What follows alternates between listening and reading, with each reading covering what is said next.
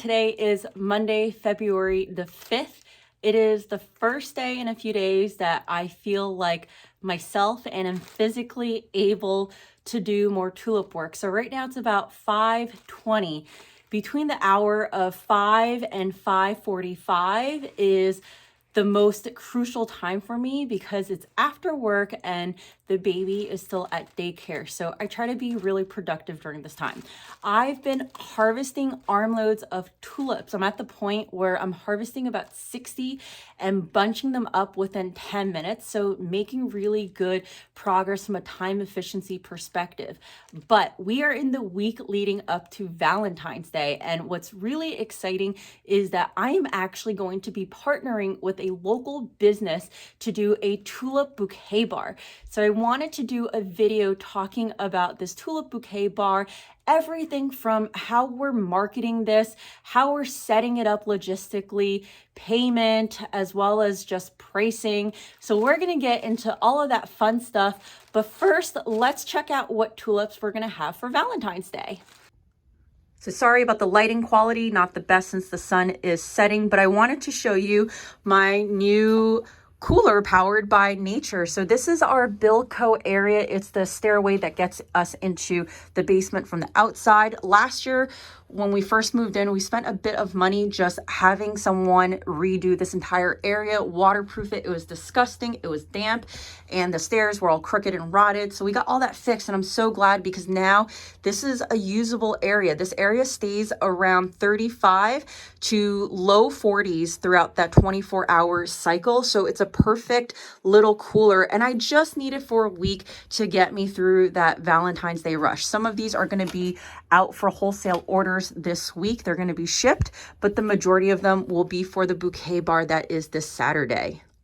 So now we are entering the grow space. There's honestly not a lot of tulips left.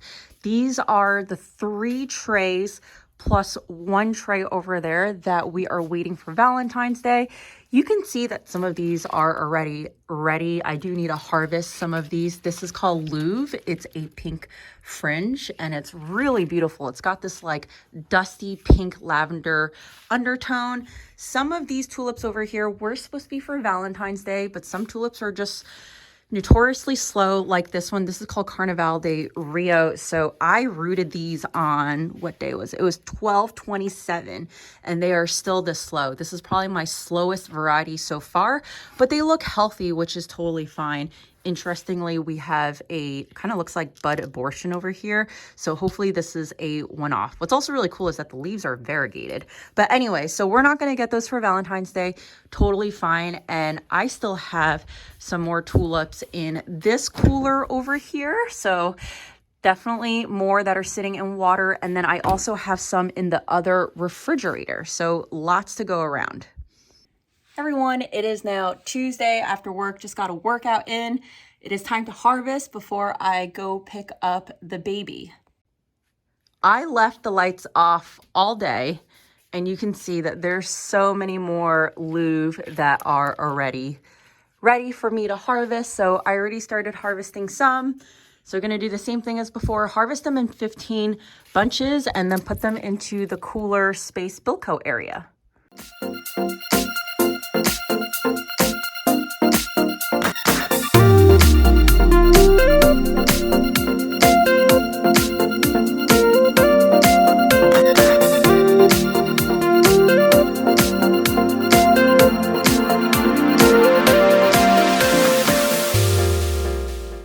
We ended up with 4 bunches of 15s, that's 60 stems. And I know that this is highly inefficient. What I should have done was taken the tray out, put it on the table. I didn't have enough room on the table and I still wanted to turn the lights on over here. So I figured I would just suck it up and be a little inefficient and that's totally fine. But we still have quite a bit that still need to come in. It is now Thursday. It is after work and I am scrambling to get a bunch of stems moved out. This is my biggest day for wholesale shipping. Yesterday we got out a couple of packages, also the day before. I've got everything prepared in here in terms of what needs to go. And yeah, right now it's just about packaging everything and getting to FedEx as soon as possible. But we are moving about, I want to say it's like 30 bunches through wholesale today. So we are back from FedEx daycare. Baby's taking a nap, and this is the last wholesale order going out for pickup tomorrow.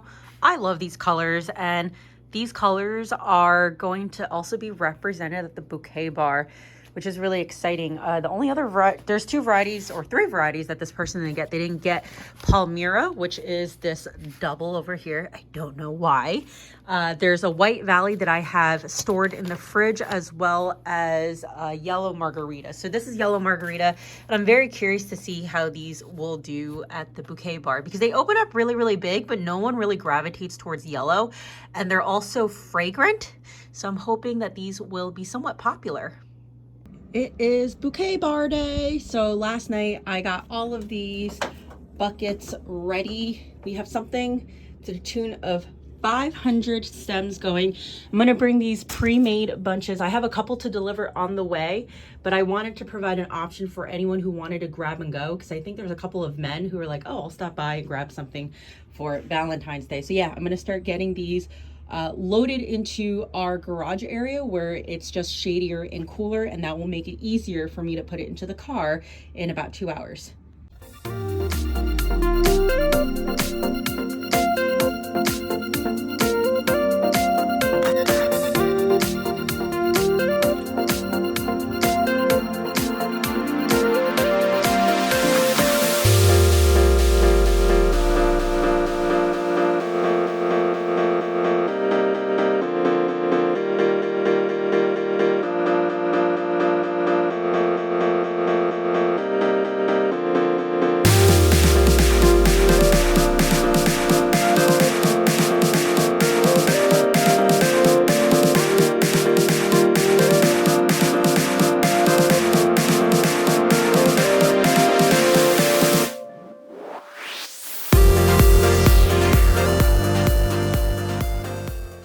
It is the day after, so today is Sunday. We had a really, really busy afternoon at the Tulip Bouquet Bar, so I want to talk all about it. We're going to talk about the marketing aspect of it, the pricing aspect of it, and logistical things that I didn't even think about that the small business owner helped me with. So let's start with the marketing aspect of it. So when I talk about marketing, it goes everything from selecting a business to partner with all the way to how do you get people to understand that there's an event and show up for it. So basically, I approached a small business owner who runs a shop downtown in one of our larger towns nearby us. And this is a shop owner who owns a consignment shop. So typically you see a lot of bouquet bars this time of year happening at coffee shops. I would love to partner with a coffee shop. I think that the foot traffic at a coffee shop is just really great, but coffee shops are typically really, really warm. The coffee shops that I'd be interested in partnering with are literally having their thermostat at like 73 degrees or above this time of year. And tulips are just not a flower that handles the heat like that very well. So if I were to bring 500 stems and half of them sell, it's really hard for me to use those stems later in a different setting versus if I could find a more cooler area in terms of a small business to partner with. So that's why I went with this consignment shop. The owner happens to love tulips. She's bought tulips from me. In fact, she was coming to pick up tulips to give to a mother-in-law when I asked her, hey, would you like to partner with me for a Valentine's Day event? And she was like, yeah. So we basically had a conversation over email. She did inquire. She said,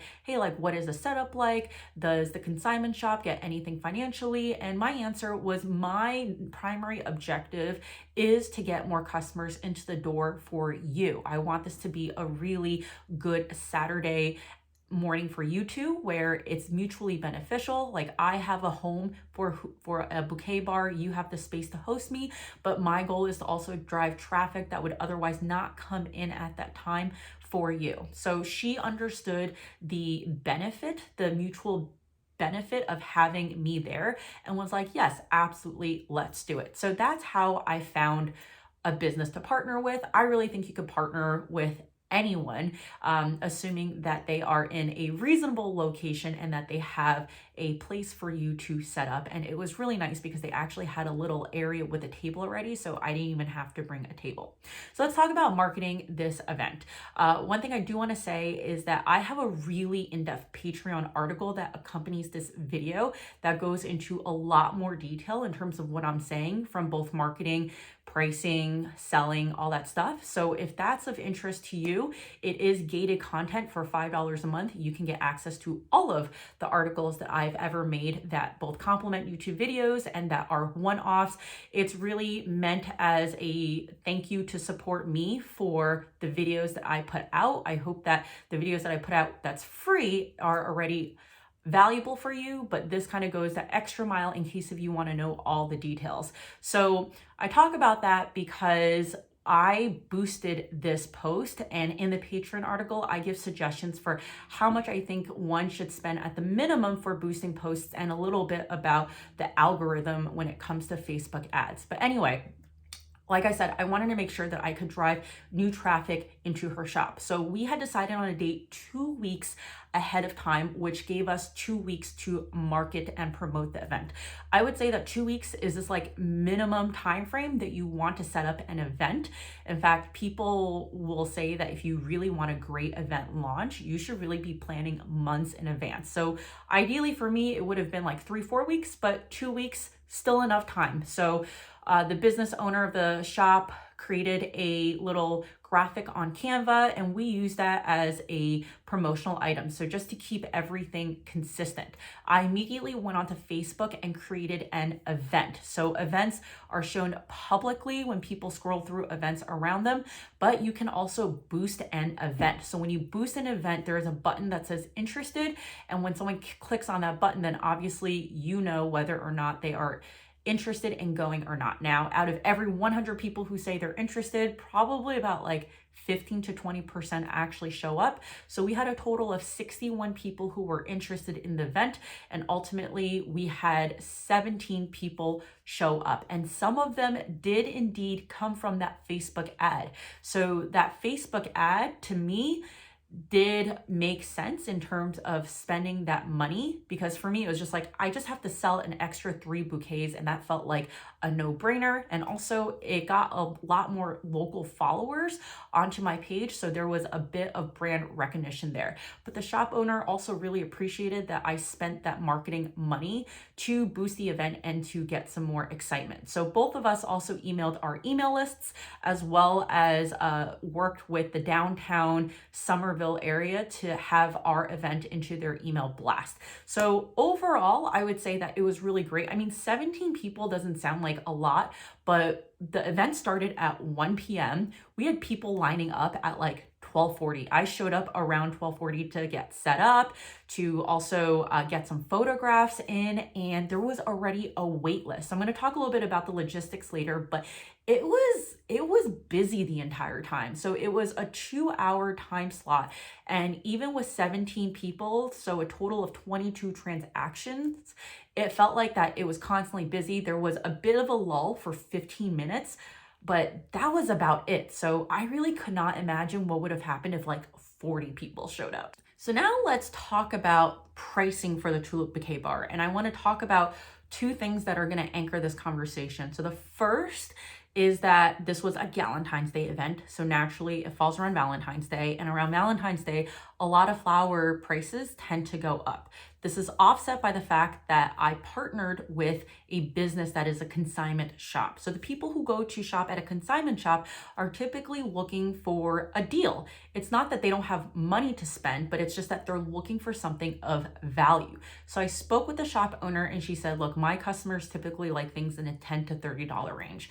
When it comes to winter tulips, $10 is just out of question in terms of it not being high enough for me to reach a threshold goal that I had, but also in terms of profitability.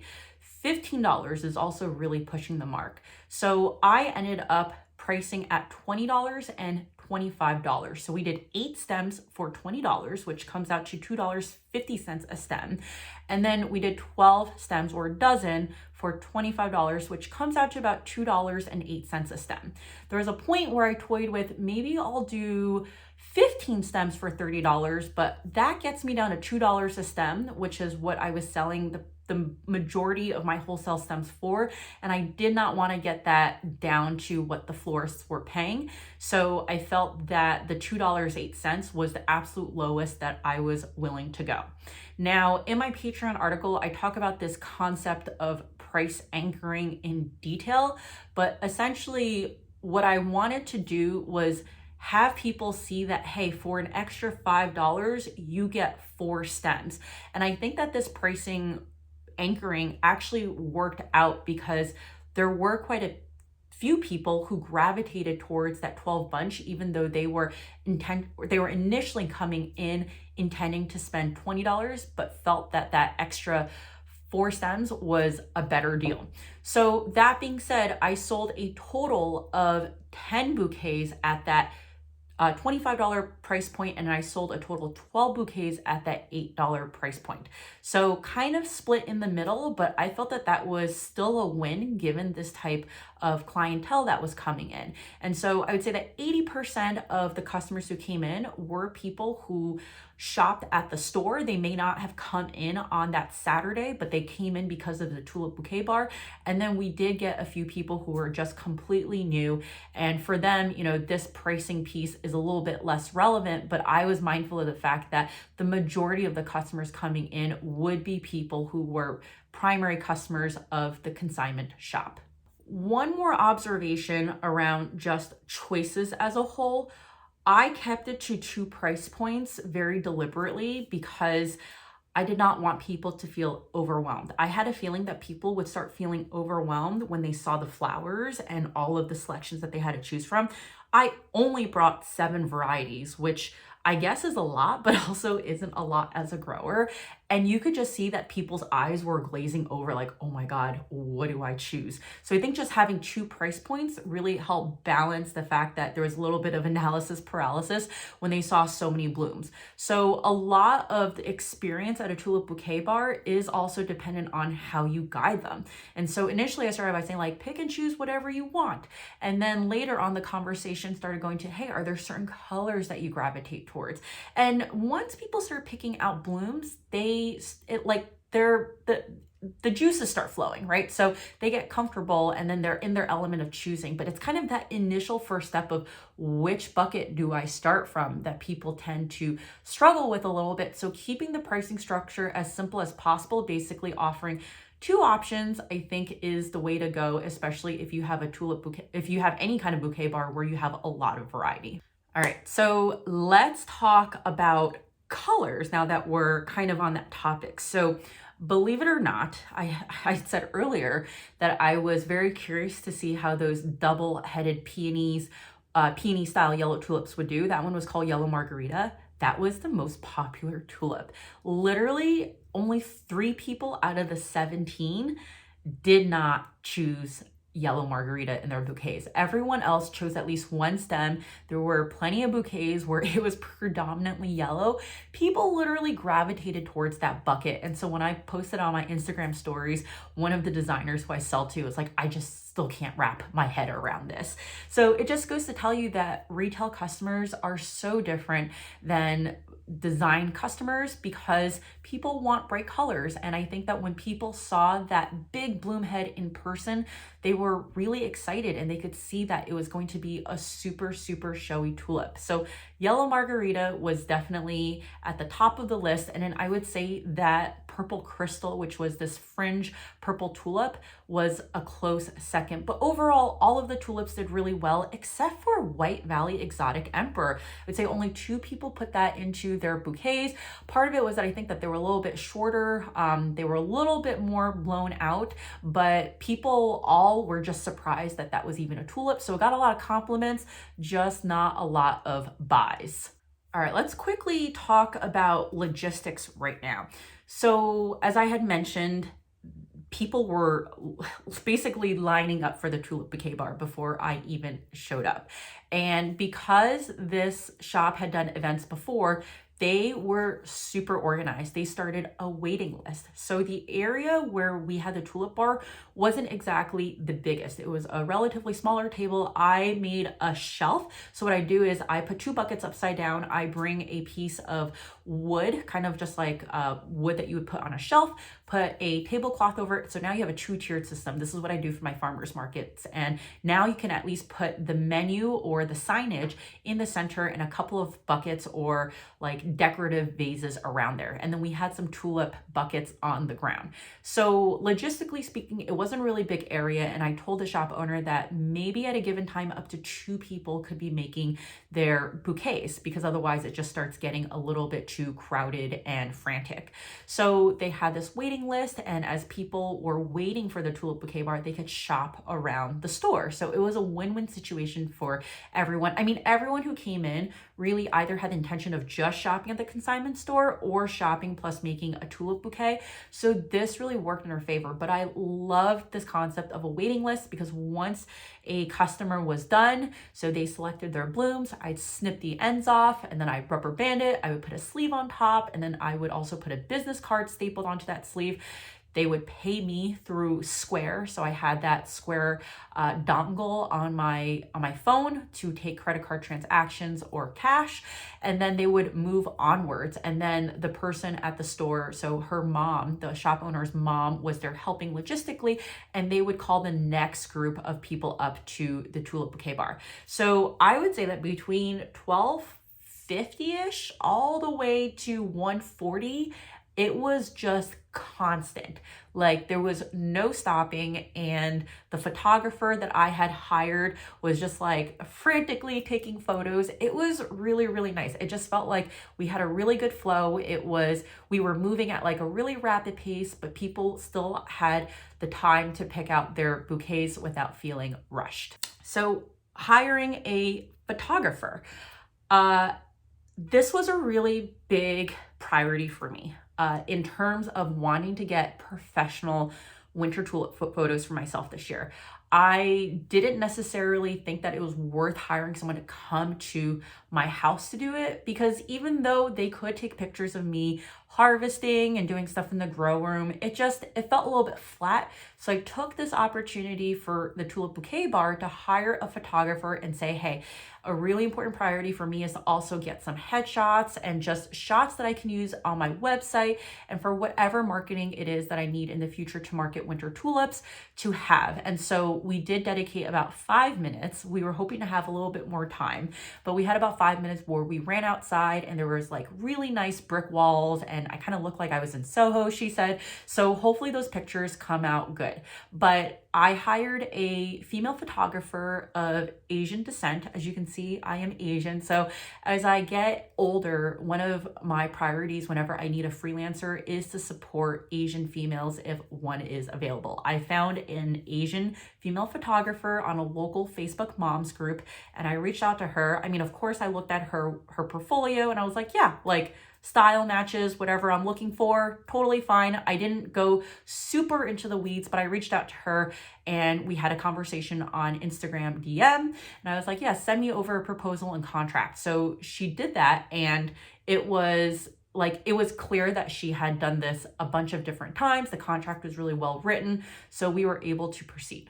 In my Patreon article, I talk a bit about just how I negotiated the rate down, because originally it was at a price that she would normally charge for weddings. I don't think people who are photographers get a lot of requests to do flower bars. So she really, really wanted to shoot this flower bar. And so we were able to get the rate down basically to $350 for an hour and a half. Now, one thing that I do want to emphasize is that photographers work beyond that 1.5 hours that they state for shooting time. There's obviously the prep work in terms of creating a proposal. If you've done wedding event work, right, obviously you know that there's a little bit time up front that people invest, but then more so they invest a lot of time in the editing phase. So I know that she's going to spend probably a couple of hours going through all of those photos. And with that price, I get 60 digital photos that are finalized for me to use however I want. So reading through the contract is obviously really, really important for things like that.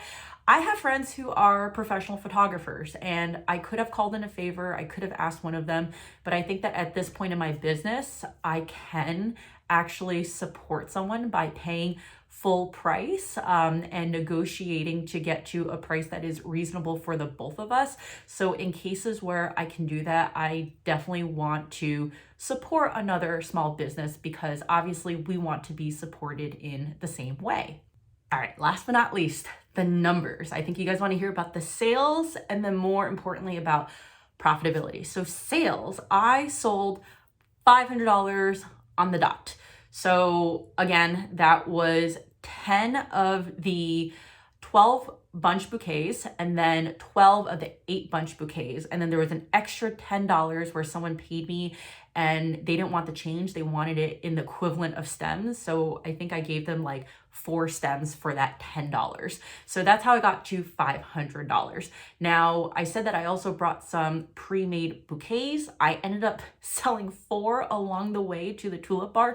I had some neighbors who I guess needed some last minute tulips and were frantically texting me. I was like, yeah, like I'll just drop them off before I get to the consignment shop. But I think that the pre-made bouquets were a really good move on my end because there were a couple of people who did come in, not men, but they were like, yeah, like I just need to grab and go. So someone bought 2 at the store. So I ended up selling six and I had 1 left. So that was really nice. If you include the sales of all of the pre-made bouquets, then I'm up to $570 in terms of total sales. But now the question is around profitability. So again, in my Patreon article, I have it really, really broken down. Literally, like every cost is captured except for maybe credit card fees and my mileage. But I have the cost of how much it costs to grow everything from labor to bulb, sleeves, rubber bands, business cards, time spent at the tulip bar, preparing for the tulip bar. What else did I have?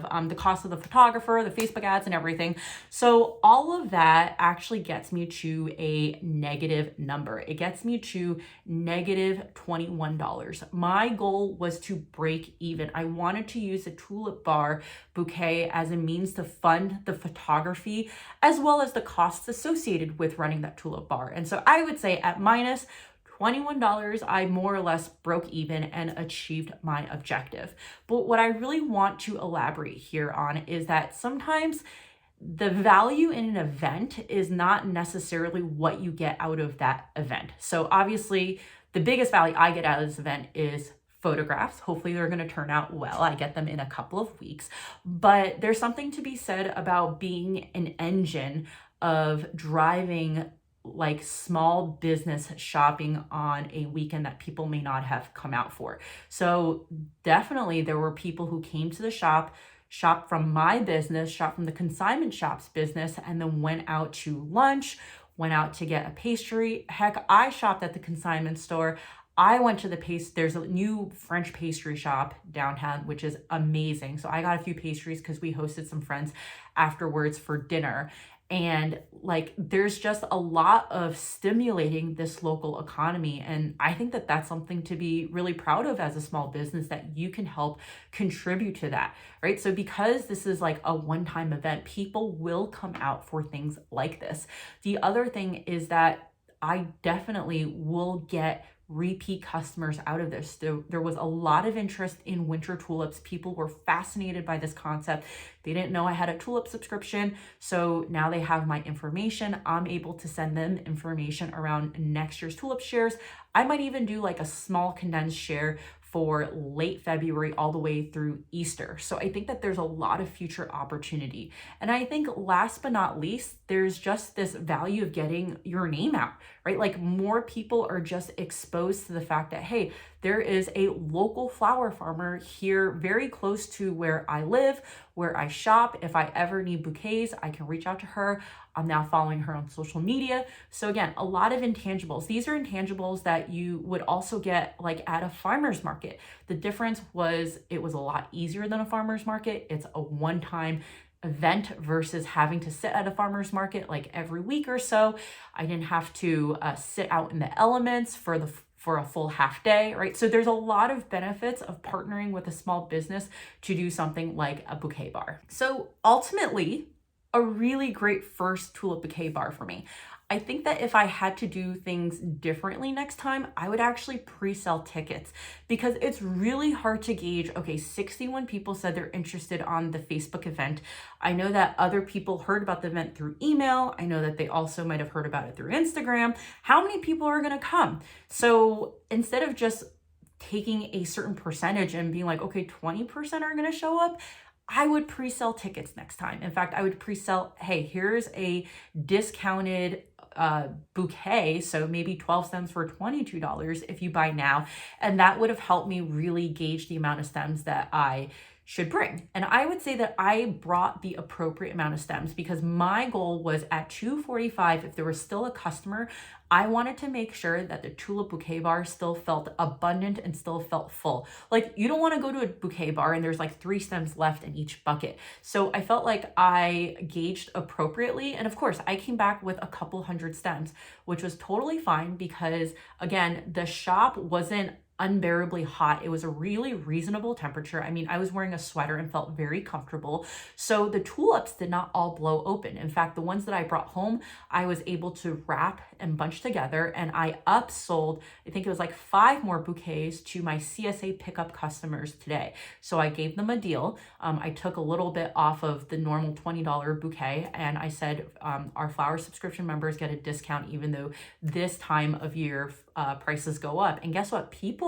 self-bought for themselves, which is really awesome to see. They didn't necessarily buy for someone else, they bought for themselves. So I actually need to store the rest of those tulips for a local fire station fundraiser that is happening next week. I'm providing centerpieces for 10 tables. So the amount of tulips that I have left is going to be perfect for that occasion. And then they actually even end up raffling off some of those tulips to generate some more money. But I don't charge for the tulips. I think it's for a really, really good cause. And again, it also helps get your name out into the community. So all of the stems basically for Valentine's Day are accounted for. It was crazy. So I had about 1,500 bloom in about 10 days. And then I had about, I would say another like 700 that came that week before.